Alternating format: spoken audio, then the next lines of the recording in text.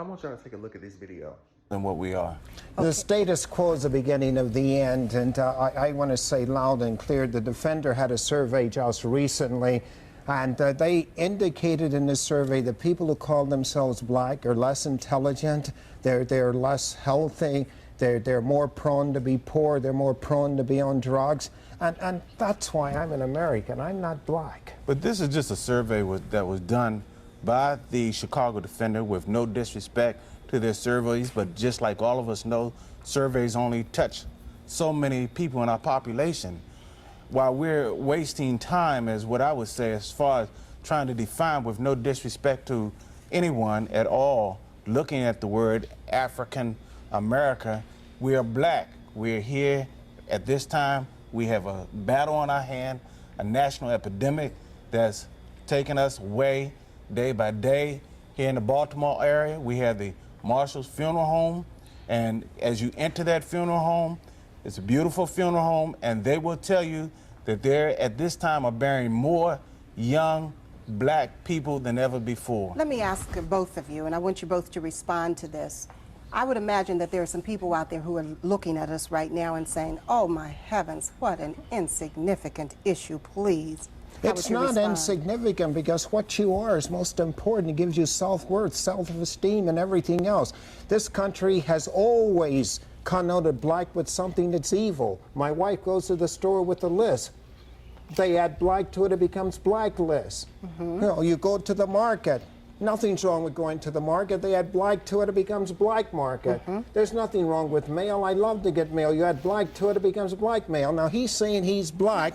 These shoes are black, and he's not this color. He speaks with a forked tongue. Speak truthfully. Well, I speak truthful to the fact that when I was young, and you're an old man, see, and you understand that you've been through many changes in your life.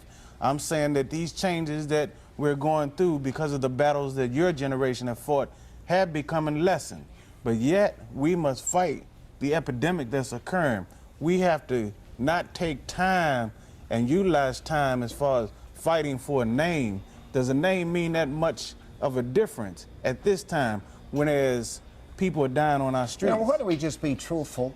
Scientists have proven what the Bible has stated over and over. There was an Eve. Now, Stanford University has gone back by tracing radioactive isotopes and so forth, radioactive genetic traits and so forth, and they found out that the first person on earth was one called Eve, and she came from the cradle of civilization. Everybody out there carries African blood, and why do you want to say some are white and some are black? Now, take a sheet of paper that's white. Nobody out there is that color because they have melanin, and if they didn't have melanin, they ought to get down on their knees and pray to God, because if they didn't have it, the ultraviolet light from the sun would burn them up. So, Dr. Alexander, you don't think this is a game of and an issue of semantics, just word games, whether or not we're colored, Negro, black, African American. It's not a word game to you? No, it's for real. And Jesse Jackson now, for 22 years, I've been saying we were not black, being kicked in the fanny every day, but every time you kick me in the fanny, you kick me forward. Now, Jesse Jackson comes out 3 or 4 weeks ago and say we're African Americans. All over Washington, D.C. and Chicago, we're now African Americans. He's got to go one step further and say we're Americans. Then we will be on the inside looking out instead of on the outside looking in. But let me say this. Because this is the stuff I be talking about when we're talking about African Americans and Black American identity, right? We like to make it seem like this is something that just happened, but this has been happening for quite some time now, right? And so I was scrolling on YouTube and I saw this on my algorithm and I was like, what is this? And they were basically having an in-depth conversation, if that's what you want to call it, a supposed debate, about whether to be called Black Americans or African Americans.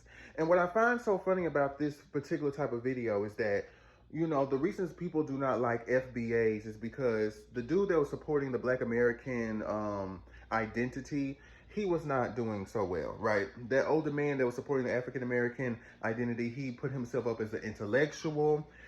He put himself up as somebody who's well-versed in history about race. And so he was just basically reading him for filth. He was eating his ass up, right? And so the dude that was supporting Black American identity was not doing enough in order to actually make his claims be something that was, I guess, known or something that was actually good enough for the argument, I felt, right? I find it so interesting especially with the way that Pan-Africanists go around and they put themselves on a pedestal, right? Where you see a lot of black people where if you want to identify as black, blackness is nothing but something that is fundamentally negative. And so to even attempt as a black person to try to change the trajectory or the meaning of blackness from something that has a negative connotation to something that is positive, it seems like it makes no sense to them, right? Because the only way to have worth, the only way to have any kind of meaning is to identify yourself as somebody who is African, right? So it is an interesting conversation, but I just wanted to show the clip.